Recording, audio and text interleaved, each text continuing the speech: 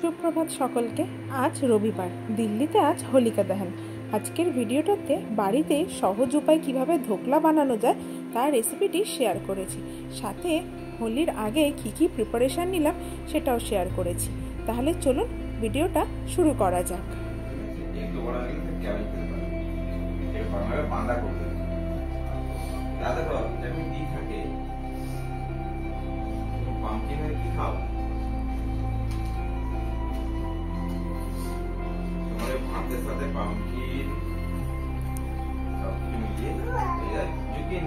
দেখো তোমার মেয়ে এখন থেকে পড়ালেখা করছে না, এখন থেকে টিভি রিমোট খুঁজে বেড়াচ্ছে, দেখছো তো?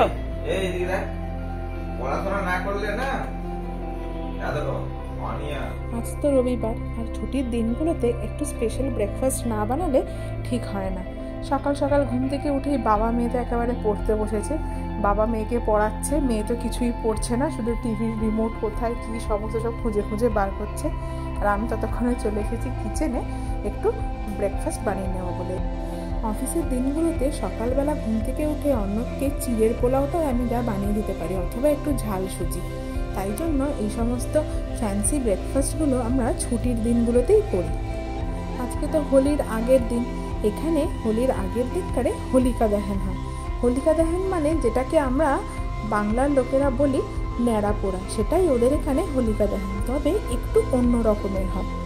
তাই ইচ্ছে আছে সন্ধ্যেবেলাতে মাম্মামকে নিয়ে একটু যাবো দেখতে হোলিকা দহনটা কেমন হয়। আসলে আমি আছি দিল্লিতে 2 বছর হয়ে গেলেও কিন্তু আগে কখনো দেখিনি যে হোলিকা দহনটা কেমন হচ্ছে। এই যে আপনাদের সাথে গল্প করতে করতে ব্রেকফাস্টটা রেডি হয়ে গেল, এবারে অর্ণবকে খেতে দিয়ে দেবো। কাল দোল উপলক্ষে দই বড়া বানাবো, তাই আজকে বিউলির ডালটা ভিজিয়ে রাখছি। আজকে রাতের বেলাতেই বেটে রাখবো, সকালে উঠে জাস্ট ফটাফট ভেজে নিয়ে সার্ভ করে নেব। সকালে উঠে আর ডাল ভিজিয়ে ডাল বাটার মতো সময় হবে না। অর্ণব বলেছে ব্রেকফাস্টে কালকে নাকি সে দই বড়া খাবে। আজ তো রবিবার, তার উপর আবার অর্ণব বাড়ি আছে, তাই দুপুরের লাঞ্চটাও আজকে একটু স্পেশাল বানাতে হবে, তাই চিকেন বসিয়ে দিয়েছি। আর রবিবারের দুপুরে একটু মুরগির মাংস দিয়ে ভাত না খেলে আবার যেন মনেই হয় না যে রবিবার। দুপুরে রান্নাবান্না সেরে নিয়ে আজকে ভেবেছি সন্ধ্যাবেলাতে একটু ধোকলা বানাবো। কাল তো হোলি, তো আমরা যে ফ্ল্যাটে ভাড়া থাকি সেই ফ্ল্যাটের বিভিন্ন লোকজনরা কালকে রং মাখাতে ঘরে আসবে, তো মিষ্টি তো দেবই, তার সাথে ভাবছি একটু নমকিন হিসেবে দেবো ধোকলাটা। নতুন নতুন ইউটিউবে রেসিপিটা দেখেছি, দেখি কতটা কি বানাতে পারি। আর এই যে এই দেখুন কে এসেছে রান্নাঘরে, মা কিভাবে পেঁয়াজ ভাজছে, কিভাবে চিকেনটা রান্না করছে সেটা তদারকি করতে হবে না, তাই আমার কোলে চেপেছে দেখার জন্য। আর দেখুন একদম চোখ সরাচ্ছেও না যে আমি যে পেঁয়াজ ভাজছি, ওটা এক দৃষ্টে দেখেই যাচ্ছে কেমন করে পেঁয়াজ ভাজছি।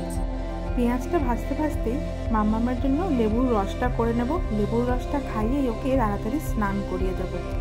আসলে এগুলো তো কমলা লেবু না, এগুলো হচ্ছে কিন্নু, তাই জন্য এইরকমভাবেই এগুলোকে রসটা বার করে নেওয়া যায়। অর্ণব মেয়েকে জুসটা খাইয়ে দেবে, আমি দিয়ে এসেছি ওকে। আর এইদিকে মাংসের বাকি মশলাটা বানাতে চলে এসেছি। আজকে না মাংসটা একটু বাটা মশলায় বানাবো। শিলনোড়া তো আমার এখানে নেই, তো মিক্সিতেই বাটা মশলাটা করে নিই। ওই রসুনের সাথে গোটা জিরে, গোটা ধনে, লঙ্কা, টমেটো সব কিছু পেস্ট করে নিয়ে বানিয়ে নিই। অবশ্য শিলনোড়ায় বাটা মশলার মতো স্বাদ না হলেও একটু অন্যরকম স্বাদ কিন্তু হয়। কিছুই না, একটু আর কি মুখ ফিরিয়ে খাওয়া, তাই জন্য।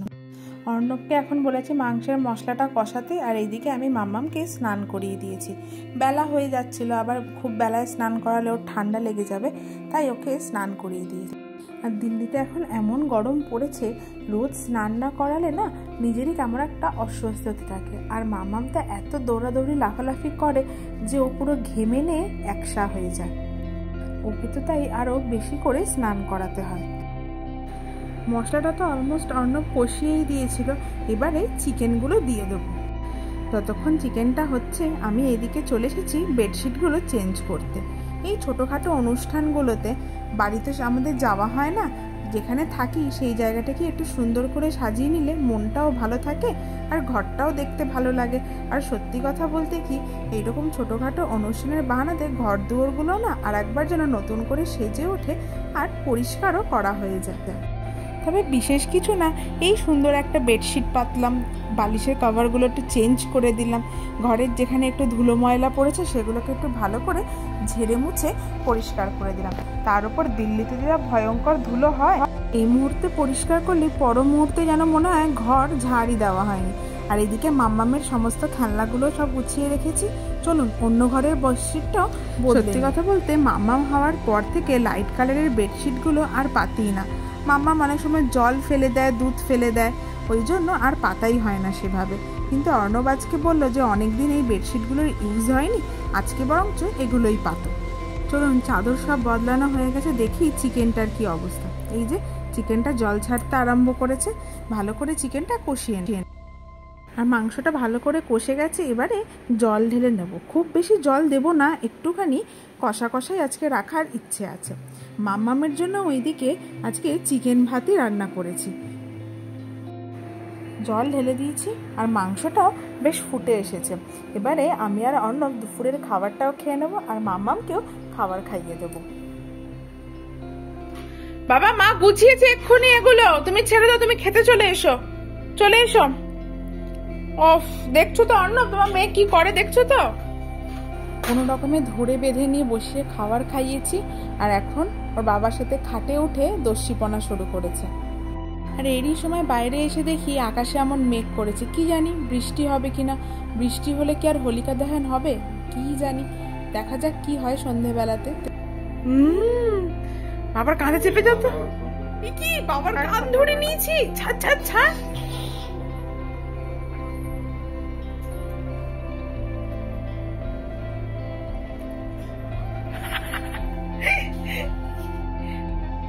মামা আমার বাবার সাথে খেলছে, আমিও চলে এসেছি ধোকলা বানাতে। তো বেসনটাকে না প্রথমে আমি চালনিতে চেলে নেব, আর ধোকলাটাতে কিছু কুচনো আদা আর কাঁচা লঙ্কা দিতে হবে। আমি খুব কুচি কুচি করে কাটতে পারবো না বলে অনেক সেটা কেটে দিচ্ছিল। কোথায় যাচ্ছ? কোথায়? ছাদে যাচ্ছ? টাটা করে দাও মাকে, টাটা করে দাও।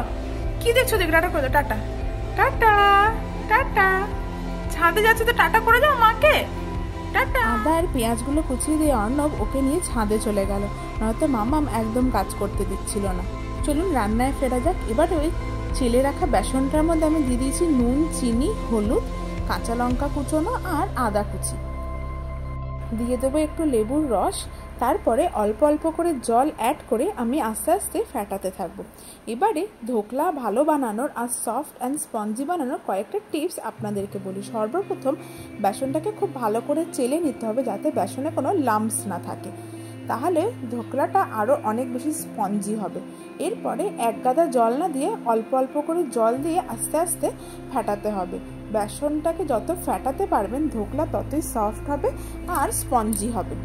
আমাদের যে কফি মাগগুলো আছে, ওই কফি মাগের 1.5 কাপ মতো বেসন আমি এখানে নিয়েছিলাম। কিছুক্ষণ বিটারে বিট করার পরে আমি হ্যান্ড ব্লেন্ডার ইউজ করে ধোকলাটা বিট করছিলাম। আপনাদের যদি হ্যান্ড ব্লেন্ডার না থাকে, আপনারা হাতের সাহায্যে খুব ভালো করে ফেটিয়ে নিতে পারেন। তবে যে কোনো জিনিস যেগুলো ব্লেন্ড করে বা হাতে ভালো করে ফেটিয়ে বানাতে হয়, সেই কেক হোক বা ধোকলা হোক, সেগুলোর ক্ষেত্রে একটা টিপস আপনাদের বলি। সব সময় আপনি যেদিকে ব্লেন্ড করছেন, মানে ধরুন আপনি ক্লকওয়াইজ করছেন ব্লেন্ড, তো আপনি অলওয়েজ ক্লকওয়াইজই করবেন, বা আপনি ধরুন অ্যান্টি ক্লকওয়াইজ করছিলেন তো অ্যান্টি ক্লকওয়াইজই করবেন। একবার ক্লকওয়াইজ করতে করতে অ্যান্টি ক্লকওয়াইজে কখনো শিফট হবেন না, তাহলে দেখবেন ভেতরে লেদার যেটা মানে এটা ফেনা ফেনা মতো, ওটা আরও ভালোভাবে তৈরি হবে। ভেতরে হাওয়াটা যেটা এয়ারটা ওটা আটকে যাবে আর জিনিসটা আরও বেশি স্পঞ্জি হবে।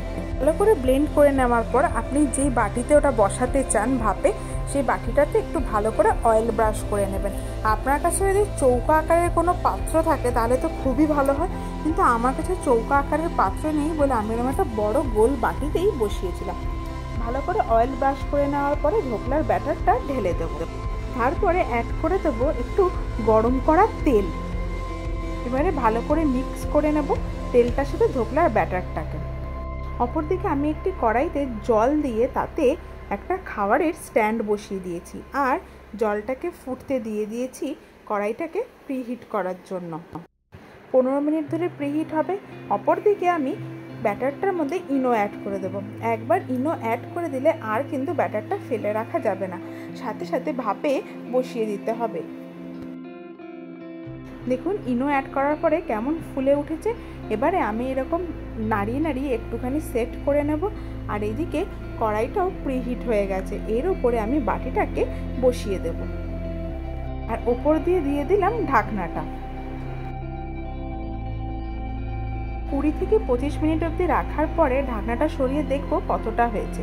একটা ছুরি ঢুকিয়ে দেখবো যে ছুরিটার গায়ে লেগে যাচ্ছে কিনা ব্যাটারটা। তো দেখুন ছুরিটার গায়ে ব্যাটারটা একদম লাগছে না, তার মানে একদম ভেতর অবধি কুক হয়ে গেছে। একটু ঠান্ডা হলে পরে জল থেকে তুলে নিয়ে একটা প্লেটের মধ্যে উপুর করে নেব। এত ভালো কুকড হয়েছে যে সাইড থেকে আপসেই ছেড়ে এসছে। আমি জাস্ট ছুরিটা দিয়ে একটু সাইডটা ছাড়িয়ে নিচ্ছিলাম।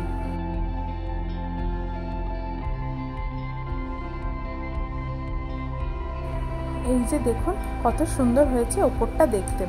এবারে এটাকে ইকুয়াল শেপে কেটে নেব।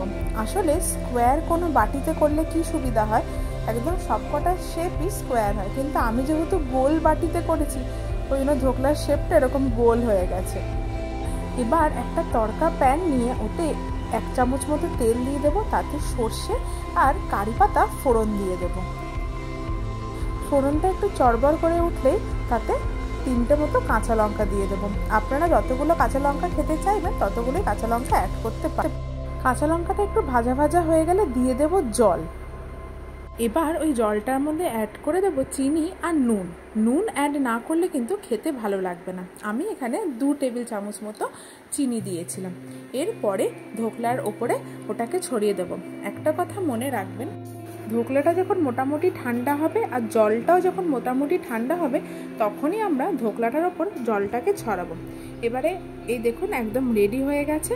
আর দেখি অর্ণবকে দিয়ে, অর্ণব খেয়ে কি বলে যে কেমন হয়েছে। রসুন ছুলতে ছুলতে এটা খেয়ে দেখো কেমন হয়েছে। এই দেখো গো, না খেয়ে আমাকে বলো কেমন হয়েছে। লঙ্কাটা পুরো দিইনি, হাফ দিয়েছি, কালকে খাবে পুরো লঙ্কা। ঠিক আছে, নরম হয়েছে না? নরম হয়েছে। আর একটা ইনো দিলে বেশি নরম গ্যাদ গ্যাদে হয়ে যেত, বুঝলে? লঙ্কাটা ঠিক আছে। এই যে ওর বাবার খাওয়া হয়ে গেছে আর এইদিকে আমি আর মাম্মাম রেডি, ওর বাবা রেডি হচ্ছে। এবারে 3জনে বেরিয়ে পড়ব। সন্ধেও হয়ে গেছে, সন্ধে হয়ে গেলেই হোলিকা দেখানো শুরু হয়ে যাবে, তাই জন্য আর দেরি না করে এবার বেরিয়ে পড়ব। খুব বেশি তো দূরে নয়, পায়ে হেঁটেই যেতে পারবো, তাই বেরিয়ে পড়লাম। আর এই দেখুন শুরু হয়ে গেছে এখানে হোলিকা দেখানো। আর এই যে বাঁশের মতো লম্বা লম্বা জিনিসগুলো নিয়ে আসছে না, জানি না এগুলো কি, যতদূর আমার দেখে মনে হলো এগুলো জব। তো এগুলো সব ওখানে দিচ্ছে, আর সাথে জল দিচ্ছে, আবার ঘুঁটে দিচ্ছে, সমস্ত দিয়ে সবাই জায়গাটাকে পুজোও করছে। দেখুন ঘুঁটের মালা ঝুলিয়ে রেখেছে। ম্যাক্সিমাম এগুলো সব লোকেরাই দেখছি হাতে জব এনে এনে ওইখানটা দিচ্ছে। আর কতটা রিস্কি ব্যাপার ভাবুন তো, সবাই দেখছি মানে রাস্তার মধ্যে একদম এটাকে জ্বালিয়েছে। দেখছেন আগুনের হলকাটা একদম কারেন্টের তার অবধি পৌঁছে গেছে। ওখানে এত তাপ যে আমি, মাম্মাম আর মামামের বাবা একদম দূরে দাঁড়িয়েছিলাম। দেখুন কেমন দাউ দাউ করে আগুন জ্বলছে। সত্যি বলতে আমার তো ভীষণ ভয় লাগছিল, কেননা একদম কারেন্টের তারগুলো অবধি আগুনের মানে হলকাটা পৌঁছাচ্ছিল। দেখতে ভীষণই ভয় লাগছিল। কি অদ্ভুত দেখুন, একটা রাজ্যর ভেদে কত রকমের সংস্কৃতি চেঞ্জ হয়ে যায়। আমাদের ওখানে তো হোলিকা দহন হয় না, হয় ন্যাড়া পড়া। সবাই হোলির আগের দিনকারে, যদিও আমাদের হোলি নয়, আমাদের কিন্তু দোলের আগের দিনকারে সবাই ন্যাড়া পোড়া করে।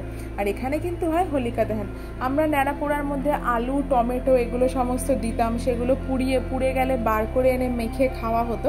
কিন্তু এখানে কিন্তু সেরকম কিছু নেই। সবাই দেখলাম ওই মানে হোলিকা দহনটাকে দেবতা জ্ঞানে পুজো করছে, সিঁদুর দিচ্ছে, ওরকম ঘুঁটের মালা দিচ্ছে, বিভিন্ন রকমের জিনিস দিয়ে পুজো আর্চা করছে। যাই হোক, আজ তবে ভিডিওটা এখানেই শেষ করলাম। আশা করব আমার ভিডিওটি অনেক অনেক ভালো লেগেছে। আর যদি আমার ভিডিওটি ভালো লেগে থাকে তাহলে আমার চ্যানেলটিকে সাবস্ক্রাইব করে দেবেন। আর যদি আপনি ফেসবুক থেকে দেখে থাকেন তাহলে অবশ্যই আমার পেজটিকে ফলো করে দেবেন। আমার ভিডিওটি পুরোটা দেখার জন্য সকলকে অনেক অনেক ধন্যবাদ।